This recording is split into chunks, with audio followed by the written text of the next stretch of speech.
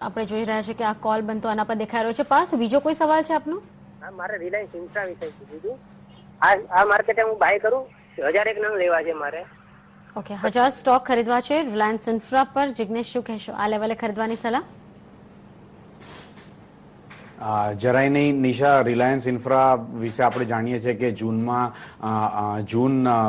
2014માં આ સ્ટોક 800 રૂપિયા હતો અને ત્યારથી કોન્સ્ટન્ટલી લોઅર ટોપ લોઅર બોટમ બનાવે છે। આ સ્ટોકે જે કરંટ રેલી અત્યાર સુધી માર્કેટમાં જળવાઈ હતી તેમાં પણ પાર્ટિસિપેટ કર્યું નથી, એટલે આ સ્ટોકને અત્યારના અવોઇડ કરવો જોઈએ। હજી પણ આ સ્ટોક કોઈ પણ રિવર્સલ સાઇન આપતો નથી, એટલે મારી વ્યુઅરને સલાહ છે કે ઇન્ફ્રા સ્ટોક માટે જો વિચારતા હોય તો રિલાયન્સ ઇન્ફ્રાથી દૂર રહેવું જોઈએ। રિલાયન્સ ઇન્ફ્રાથી દૂર રહેવું જોઈએ, પણ આવા સેગમેન્ટમાં બીજી કઈ એવી કંપની પર તમે રોકાણ કરવાની સલાહ આપી શકો Jignesh?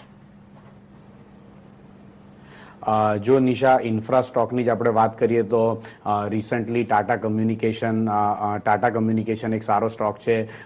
L&T for that matter ઘણો સારો સ્ટોક છે। પાવર ગ્રીડ, વોલ્ટાસ કે પછી NTPC આટલા બધા સારા સ્ટોક છે કે જે લોકો હજી પણ પોતાના અપ ટ્રેન્ડ છે। મારા પિક તરીકે જો વિચારવામાં આવે તો વોલ્ટાસ, NTPC અને ટાટા કમ્યુનિકેશન આ ત્રણમાં સ્ટેગર્ડ મેનરમાં અત્યારના એન્ટ્રી લઈ શકાય એવો સમય છે।